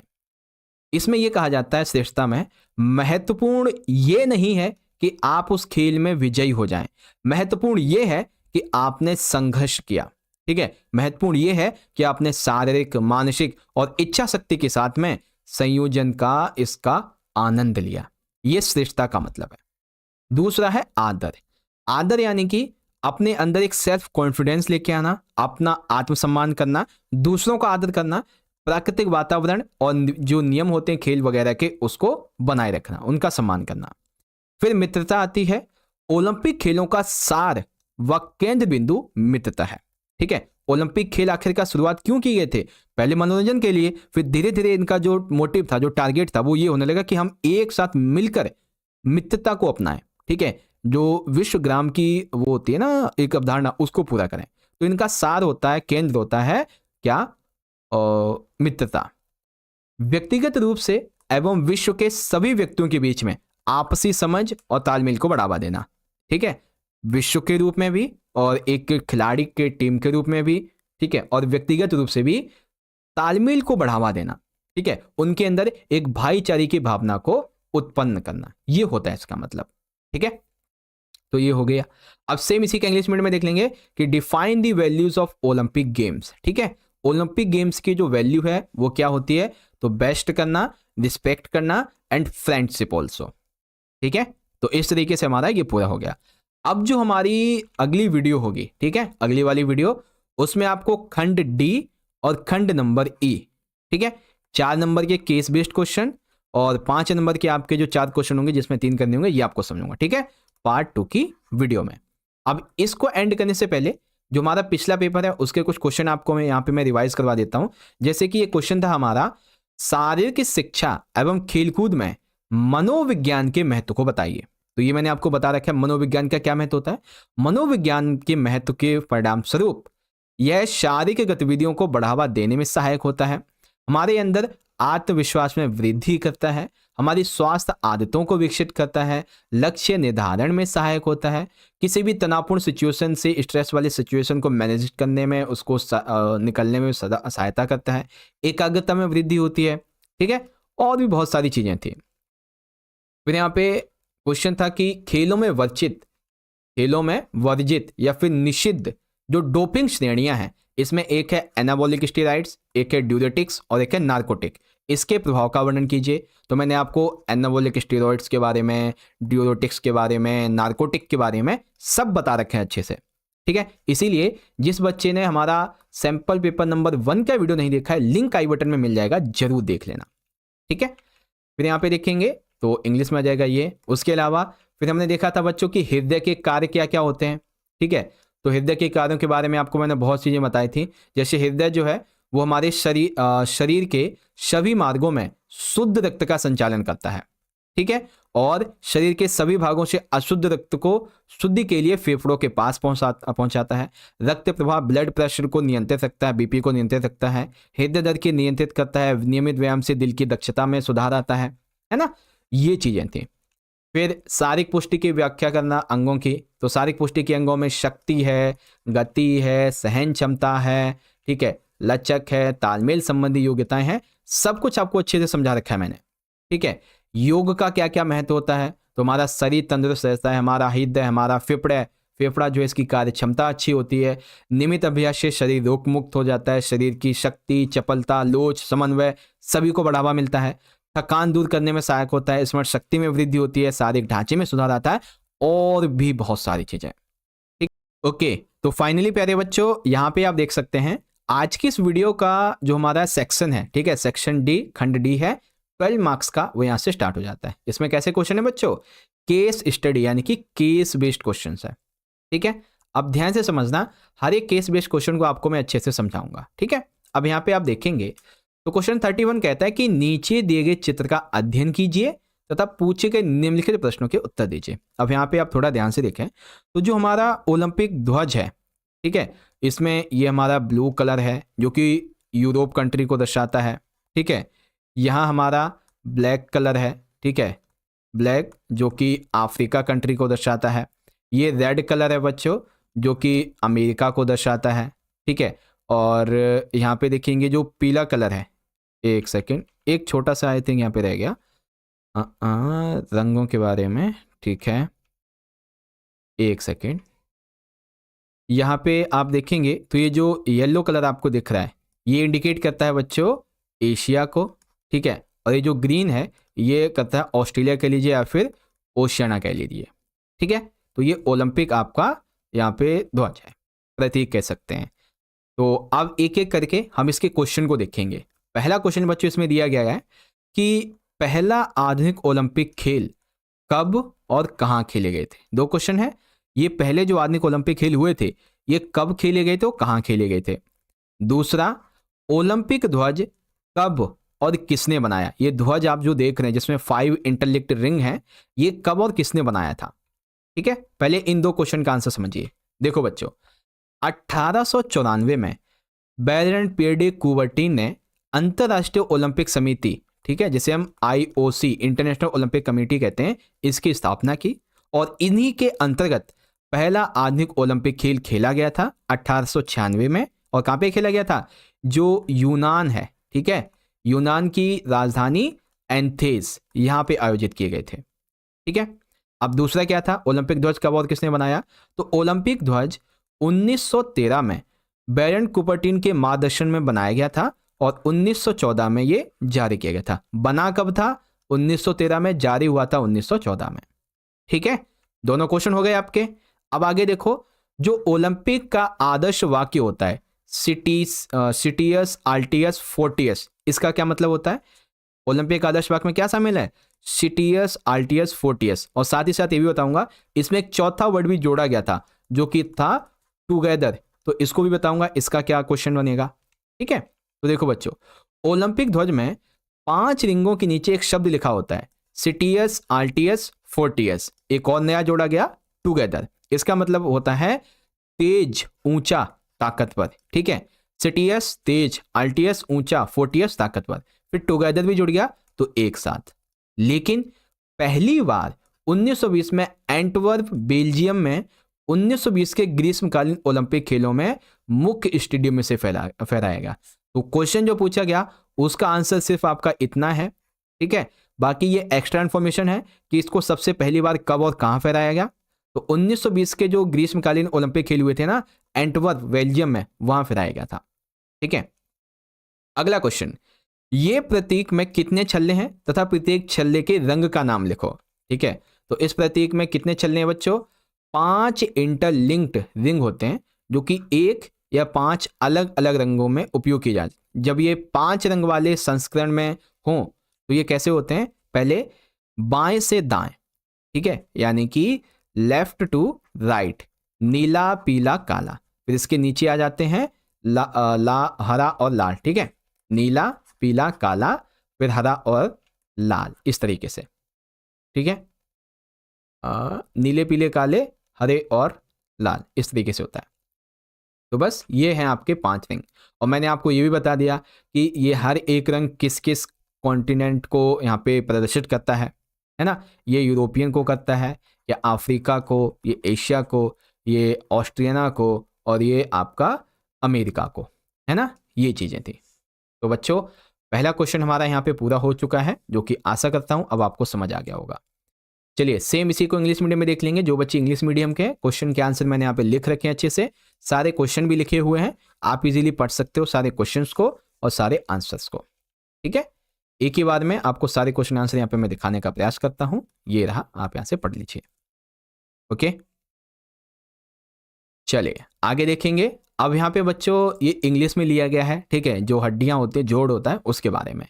तो नीचे दिए गए चित्र का अध्ययन कीजिए, पूछे गए प्रश्नों का उत्तर दीजिए। तो यहाँ पे रेडियस और उल्हाना है, ठीक है, स्काईफोर्ड एंड लुनेट है। फिर यहाँ पे ये चित्र और दिया गया है, इसमें थोड़ा ढंग से दिख नहीं रहा होगा, ठीक है। मेन आंसर आपका क्वेश्चन यहाँ से बनेगा, इस वाले चित्र से, ठीक है। तो क्वेश्चन क्या है, उपरोक्त चित्र में जो जोड़ का नाम दर्शाया गया वो लिखिए। अब इंग्लिश में तो जो बच्चे होंगे वो तो समझ गए होंगे कि कौन से जॉइंट को दर्शाया गया है। हिंदी मीडियम के बच्चों को अभी मैं बता दूं कौन सा जोड़ है। उपरोक्त चित्र में दर्शाए गए जोड़ के आगे पीछे होने की क्या स्थिति होती है। ये जो जोड़ होता है ना, जब ये आगे पीछे होता है तो इसकी क्या स्थिति होती है। ठीक, चित्र में दर्शाए गए जोड़ द्विअक्षीय हैं या नहीं, अपने उत्तर के समर्थन में तर्क दीजिए। यानी कि जो जोड़ है वो द्विअक्षीय है या नहीं ये बताइए। ठीक है, फिर उपरोक्त चित्र में दर्शाए गए जोड़ महत्वपूर्ण क्यों है ये बताइए, हमारे शरीर के लिए जरूरी क्यों है। तो यहाँ पे आप देखेंगे तो ये क्या है, ये उंगलियां दिख रही हैं आपको, है ना, और ये वहां का जॉइंट है। तो ये क्या होगा, हाथों के आसपास का कोई जोड़ है। तो क्या लिखेंगे बच्चों, देखो ये जोड़ का नाम है कॉन्डियोलाइड जोड़। ठीक है, कॉन्डियोलाइड जोड़ ये एक प्रकार का सिनोवियल जोड़ होता है जहां एक हड्डी की अंडे की आकार की आर्टिकुलर सतह दूसरी हड्डी में अंडाकुहार गुहा में फिट हो जाती है।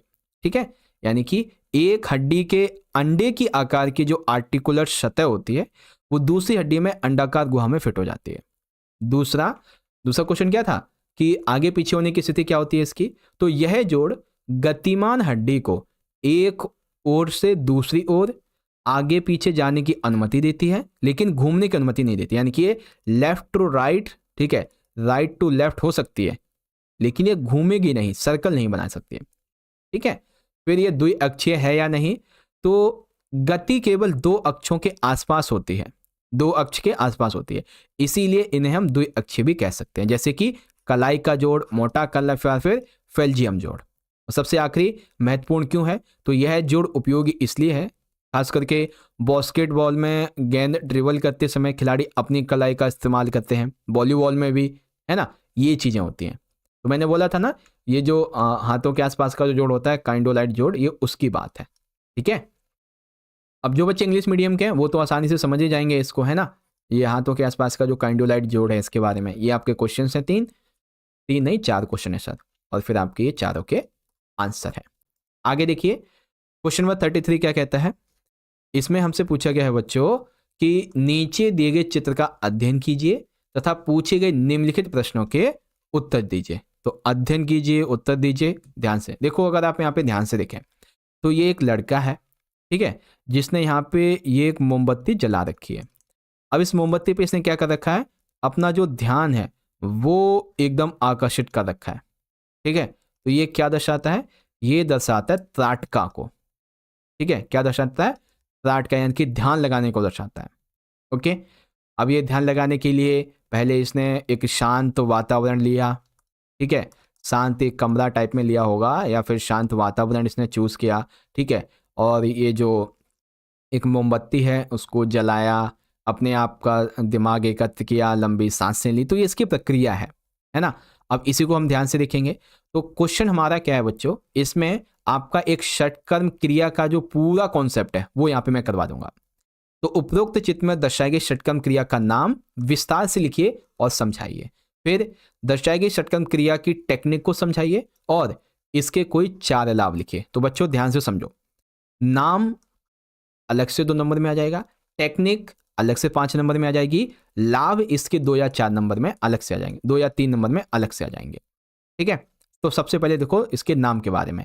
त्राटक, त्राटक एक संस्कृत शब्द है जिसका अर्थ होता है किसी की तरफ देखना या फिर घूरना।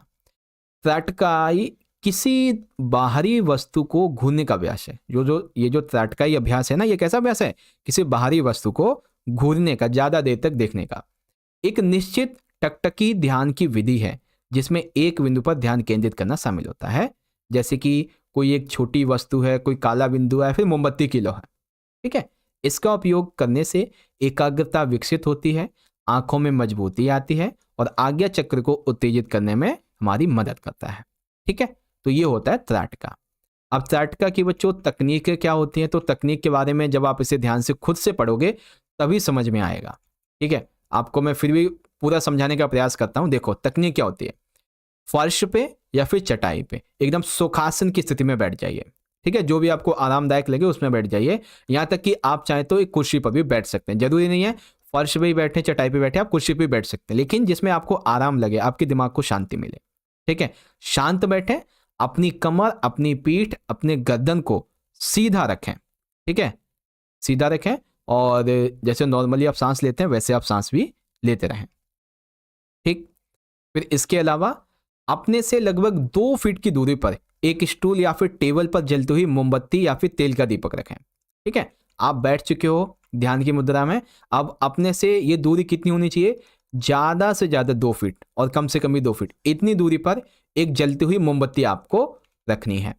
अब आपने जलती हुई मोमबत्ती रख दी, याद रखें आंखों के स्तर पर होना चाहिए, यानी कि जो मोमबत्ती है ना वो आंखों के और मोमबत्ती का स्तर सुनिश्चित होना चाहिए। कृपया सुनिश्चित करें कि कोई भी हवा या झोंका ना हो जिससे लौ भड़के, यानी कि जो दीपक है, जो मोमबत्ती आपने रखी है, उस जगह पे, उस एरिया पे ये देखें कि कोई हवा ना आ सके अंदर, ठीक है।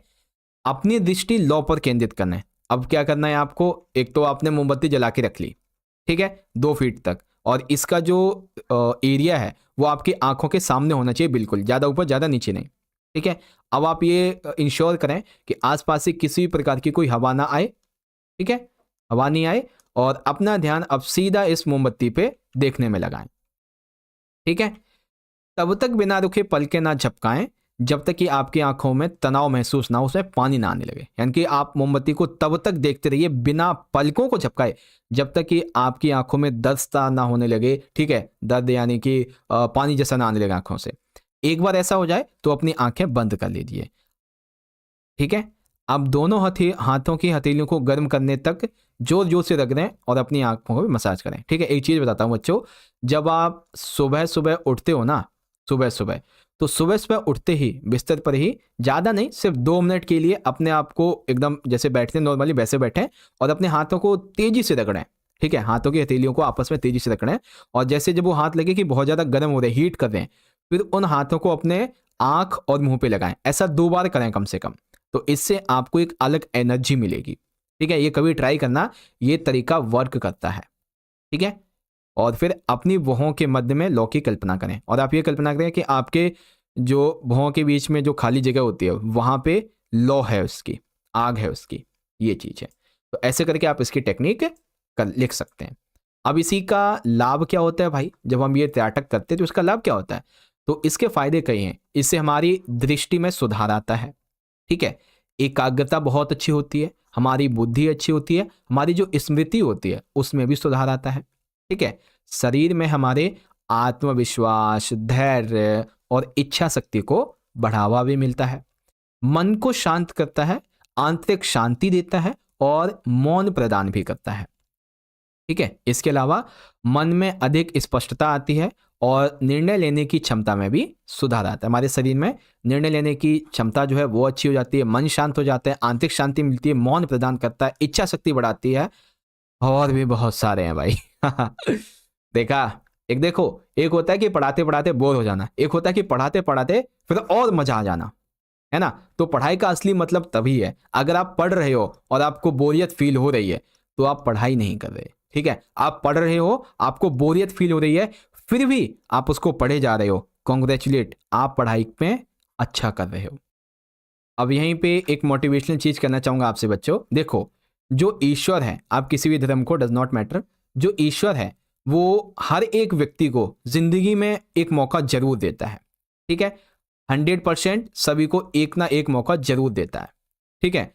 लोग कहते हैं कि हमारे साथ ईश्वर ने बुरा कर दिया, हमारे साथ ये कर दिया, तो एक कहावत है कि ईश्वर जब आपको कुछ जिम्मेदारियां देना चाहता है, ठीक है, तो वो सबसे पहला आपका एग्जाम लेता है, ठीक है। सबसे पहले वो आपकी परीक्षा लेता है कि क्या वो इस जिम्मेदारी को झेलने लायक है भी या नहीं, और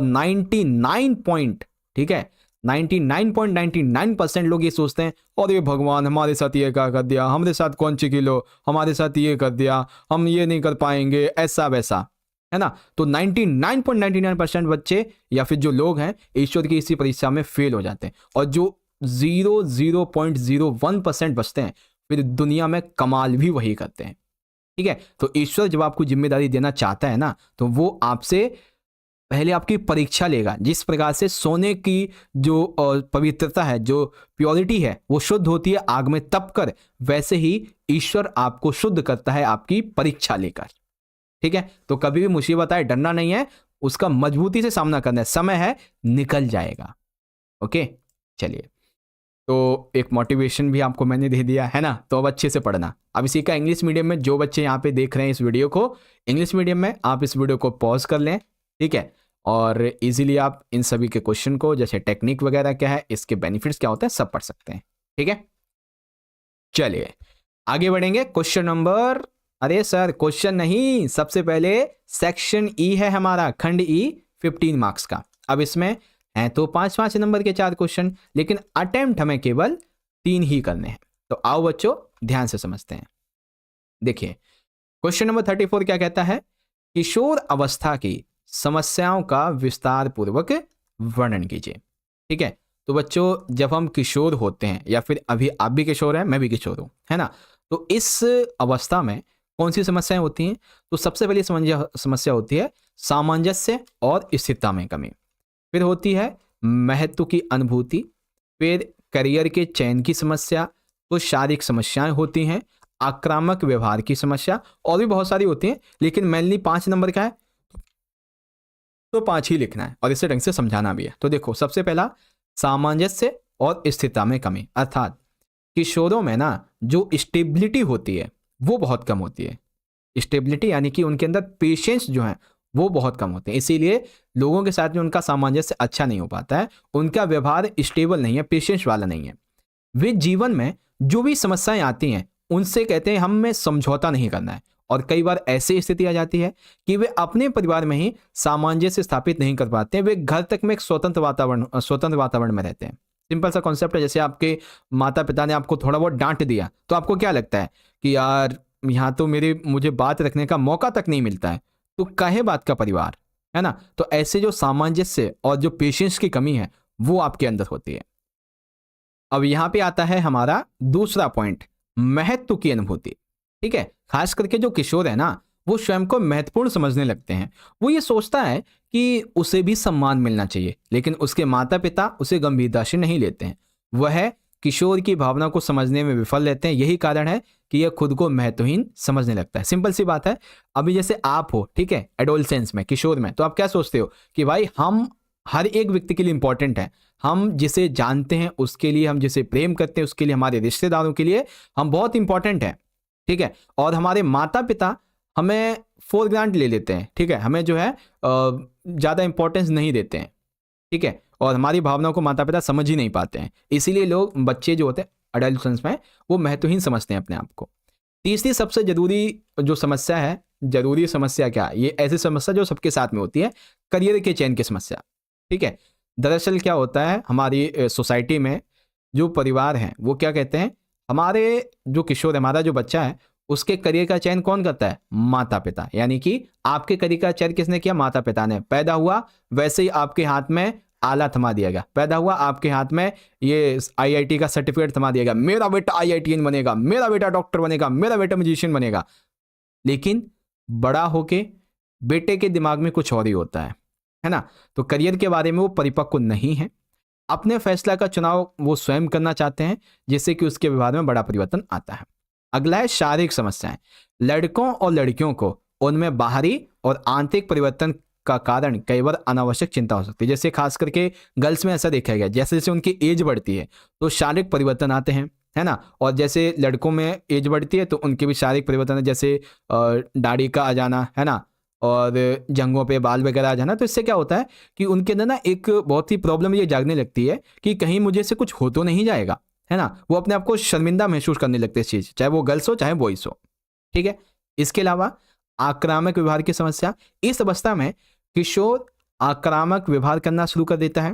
वो बातों बातों में आक्रामक होता है, यानी कि जैसे नॉर्मली बात कर रहा है, कोई चीज़ से बुरी लगी वो एकदम से कहता है नहीं नहीं नहीं ऐसा नहीं होगा, ऐसा नहीं होगा, ये कुछ ऐसे ऐसे, है ना, चिल्ला के बात करने लगता है। तो आक्रामक व्यवहार की समस्या है, वे चिड़चिड़े हो जाते हैं जल्दी, वो छोटी छोटी बातों पे चिड़चिड़े हो जाते हैं, ठीक है।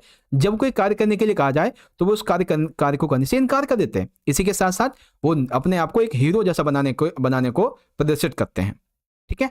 ये चीजें हैं बच्चों, ठीक है। देखो मैं अपनी तरफ से भाई पूरी कोशिश करता हूँ 110% कि भाई आपको सारे क्वेश्चन के आंसर एकदम ऐसे समझा दूं जैसे मान लो आप मेरे सामने बैठे हो, ठीक है, और आपसे मैं बात कर रहा हूँ, ऐसे आपको समझा सकूं। तो मेरी पूरी जो कोशिश होती है वो यही होती है। चलो सेम इसी को इंग्लिश मीडियम में देख लेंगे बच्चों कि describe the problems of adolescence in detail. तो lack of coordination and stability, importance के बारे में आता है, फिर प्रॉब्लम ऑफ करियर सिलेक्शन, ठीक है, और चेंजेस की बात आ जाएगी, and problem of aggressive behaviour. अब इसी क्वेश्चन का दूसरा पार्ट और समझिए कि अभी अभी हमने देखा किशोर अवस्था में बहुत सारी समस्याएं आती हैं, तो ये जितनी समस्याएं आई इनका समाधान कैसे किया जाए इसको विस्तार पूर्वक समझाइए। तो बच्चों जो किशोर अवस्था की समस्याएं हैं, ठीक है, समस्याओं के जो कारण हैं उन्हीं कारण को बदल दीजिए समाधान में, बस आपको आंसर मिल जाएगा। ठीक है, जैसे कि पहला कारण क्या था कि एक सेकंड, एक बार मैं भी देख लूं कौन सा कारण बताया पहला, सामंजस्य और स्थिरता में कमी। ठीक है, अब सामंजस्य स्थिरता में कमी है तो इसके लिए सबसे पहले उनके अंदर सहानुभूति होनी चाहिए और स्वतंत्र व्यवहार उनके साथ किया जाए। घर एवं विद्यालय का स्वास्थ्य वातावरण जरूरी है। नेता एवं नैतिक और धार्मिक शिक्षा उन्हें दी जानी चाहिए। मित्रतापूर्ण व्यवहार करना चाहिए उनके साथ में, और उन्हें पर्याप्त जो स्वतंत्रता, जो फ्रीडम है, जो लिबर्टी है वो भी मिलनी चाहिए, है ना। अब इन्हीं को एक एक करके अच्छे से समझो। देखो, सहानुभूति और स्वतंत्रतापूर्ण व्यवहार, माता पिता को किशोरों के बदलते व्यवहार के कारण चिंतित होने के बजाय उनके साथ सहानुभूतिपूर्ण एवं स्वतंत्रतापूर्वक व्यवहार करना चाहिए। ठीक है, अर्थात किशोर जब होते हैं, ठीक है, एडोलसेंस जब आती है तो बच्चों में कई सारे व्यवहार जो है ना, बिहेवियर उनका थोड़ा बहुत चेंज होता है। तो माता पिता को उन्हें डांटने की बजाय, उनके बारे में चिंतित होने के बजाय उनके साथ सहानुभूति और प्रेम पूर्वक व्यवहार करना चाहिए।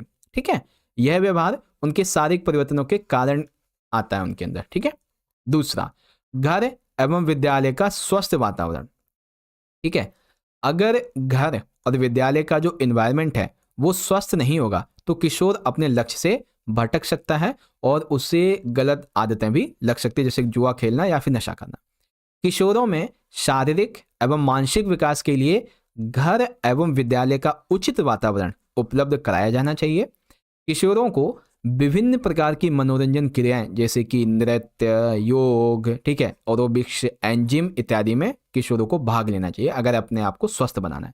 ठीक है, फिर आता है हमारे 3 छोटे छोटे और पॉइंट है यहाँ पे, एक सेकेंड, हाँ, तीसरा पॉइंट है नैतिक एवं धार्मिक शिक्षा।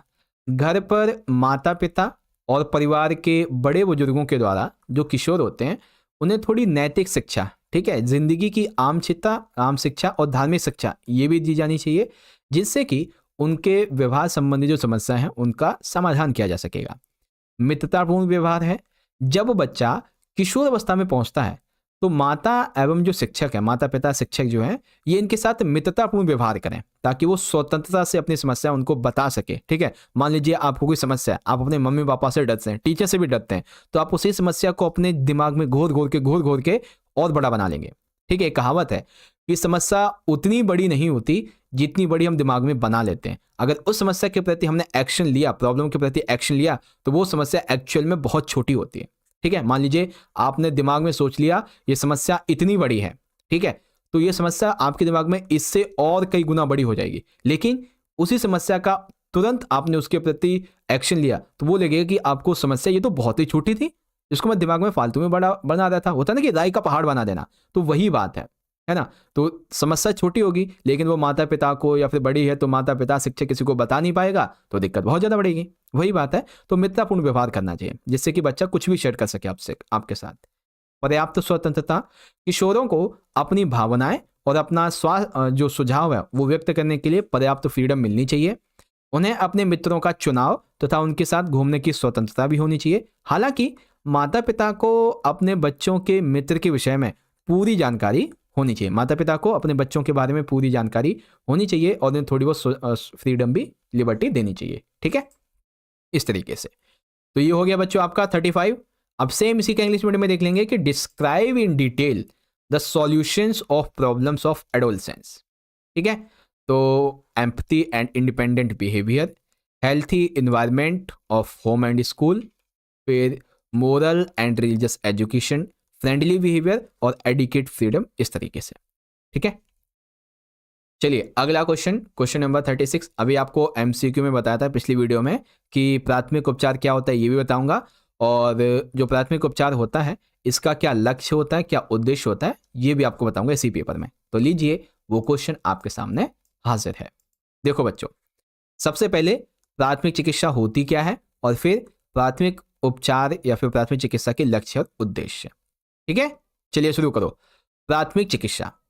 प्राथमिक चिकित्सा शब्द का अर्थ मामूली या फिर गंभीर चोट या फिर चोट से पीड़ित व्यक्ति के जीवन को बचाने की स्थिति को बिगड़ने से रोकना या पेशेवर चिकित्सा सहायता उपलब्ध होने से पहले स्वास्थ्य लाभ को बढ़ावा देने के लिए उपचार या तत्काल और अस्थायी देखभाल को संदर्भित करता है। और सर जी इतना बड़ा सेंटेंस लिखेंगे? नहीं नहीं नहीं नहीं नहीं, देखो आपको कैसे लिखना है, आप ऐसे लिखना, प्राथमिक चिकित्सा शब्द जो है वो कभी कभार जो मामूली चोट वगैरह होती है उसमें हम फर्स्ट एड देते हैं, या फिर कोई बहुत ही बड़ी गंभीर बीमारी है या फिर कोई बहुत बड़ी चोट लगी है, तो जो मूल उनकी चिकित्सा होनी है, ठीक है, जो मूल ट्रीटमेंट उन्हें दिया जाना है, उससे पहले स्वास्थ्य की स्थिति बिगड़े नहीं, ठीक है, और जो उन्हें पेशेवर चिकित्सा दी जानी है उससे पहले स्वास्थ्य लाभ को बढ़ावा देने के लिए जो तत्कालिक उपचार होता है, इमरजेंसी फर्स्ट एड, उसको बोलते हैं प्राथमिक उपचार।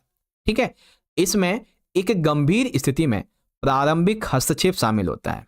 ठीक है, जैसे कि मान लीजिए कि एम्बुलेंस की प्रतीक्षा की जा रही है, तो ऐसे में उसे रोगी को CPR देना हो गया, ठीक है, मामूली स्थितियों में उपचार करना हो गया, ठीक है, कट पे प्लास्टर लगाना हो गया, जिससे कि जो क्या नाम है, जो पेशेवर चिकित्सा है इससे मिलने से पहले उसे थोड़ा बहुत राहत मिले।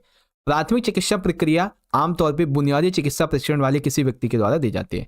ठीक है, यानी कि जो उसे एक्चुअल में ट्रीटमेंट मिलना है हॉस्पिटल में जाके, वो पहले ही थोड़ा बहुत किसी प्राथमिक चिकित्सक के द्वारा दिया जाएगा। अब इसका उद्देश्य क्या होता है, तो इसके बारे में भी अब ध्यान से समझो। देखो, प्राथमिक उपचार का लक्ष्य उद्देश्य क्या होना चाहिए या फिर क्या होता है, तो पहले जीवन के लिए खतरा देने वाली स्थितियों का आकलन और समाधान करना। ठीक है, तो जो फर्स्ट एड दी जाती है इसका लक्ष्य, इसका उद्देश्य क्या होता है कि ऐसे स्थितियों की, ऐसे खतरों की पहचान करना जिससे कि उसके जीवन को बहुत ज्यादा नुकसान हो सकता है। ठीक है, तो उनका आकलन करके उसका समाधान करना। ठीक है, आगे की चोट, संक्रमण और जटिलताओं को कम करने के लिए बूटियों से बचने और जल्दी से जल्दी शांति से कार्य करने के लिए, यानी कि चोट बहुत ज्यादा लगी है, कोई संक्रमण बहुत ज्यादा हो रहा है, ठीक है, तो उसको रोकने के लिए, ठीक है, किसी भी आकस्मिक स्थिति के लिए ठीक से तैयार करना। कोई भी एकदम इमरजेंसी सिचुएशन पड़ गई है तो ऐसे में उसको फर्स्ट एड देना। पीड़ित से यथासंभव आरामदायक बनाना जिससे वे ऊर्जा बचाने में सक्षम हो, यानी कि पीड़ित को इस लायक बना देना ताकि उसे जो बुनियादी जो मेन ट्रीटमेंट दी जाएगी, ठीक है, उससे पहले उसके अंदर थोड़ी बहुत एनर्जी बची रहे ताकि ट्रीटमेंट के दौरान उसको ज़्यादा दिक्कत ना हो। आरामदायक बनाना, पीड़ित को आवश्यकता के अनुसार चिकित्सा सुविधा तक पहुंचाना। ठीक है, एक लक्ष्य उद्देश्य क्या है कि जो पीड़ित है उसको आवश्यक जो ट्रीटमेंट मिलना चाहिए वहां तक उसे पहुंचाना। तो ये होता है प्राथमिक उपचार और लक्ष्य। अब इसका English medium, what is called first aid, explain the AIIMS and objectives of first aid. तो फर्स्ट एड क्या होता है, ठीक है, फर्स्ट एड के बारे में आप यहां से पढ़ लीजिए, और फिर फर्स्ट एड के एम्स क्या होते हैं, ऑब्जेक्टिव्स क्या होते हैं, तो उसके बारे में भी यहाँ पे दिया गया है, आप यहाँ से पढ़ सकते हो। ठीक है, तो चलिए बच्चों, आई होप आप समझ गए होंगे। अब हम आगे बढ़ते हैं, ये आखिरी क्वेश्चन है बच्चों इस वीडियो का, फिर हमारा ये कॉन्सेप्ट पूरा हो जाएगा। और अभी चिंता मत करो, आपको ना मैं सैंपल पेपर जो 1 है उसके भी कुछ क्वेश्चन दिखा दूंगा। जैसे कि देखो यहाँ पे खेलो इंडिया प्रोग्राम के बारे में है, ठीक है, खेलो इंडिया प्रोग्राम की शुरुआत कब हुई थी यहाँ पे आप देखेंगे, ठीक है, कब हुई थी, तो 2017 में। पहले खेलो इंडिया गेम्स कहाँ खेले गए थे, दिल्ली में। शीतकालीन खेल कहाँ खेले गए थे, लेह एवं गुलमर्ग में। कौन सी दोनों स्कीमें शामिल हुई थी, राजीव गांधी खेल अभियान, शहरी आधारित संरचना, राष्ट्रीय खेल प्रतिभा खोज, है ना। तो ऐसा क्वेश्चन पिछली वीडियो में करवा रखा है, इंग्लिश में भी सेम टू सेम वही क्वेश्चन है। ठीक है, फिर ये था बच्चों बाल बैडमिंटन के बारे में क्वेश्चन, ठीक है, और पिछली वीडियो में आपको मैंने जो षटकम बताया था वो था कपालभाति। ठीक है, कपालभाति षटकम के बारे में आप यहाँ पे देख लीजिए, ये चित्र है, इसके क्वेश्चन है, नाम को विस्तार से समझाइए, टेक्निक को बताइए, इसके लाभ लिखिए। तो नाम क्या था बच्चों, नाम है आपका यहाँ पे कपालभाति, इसकी तकनीक क्या होती है, तो ये भी मैंने आपको पिछली वीडियो में बता रखी है। लाभ क्या क्या होते हैं ये भी बता रखे हैं, ठीक है ना, यहाँ पे देखेंगे लाभ भी हैं आपके। ओके, इस तरीके से सेम इंग्लिश मीडियम में।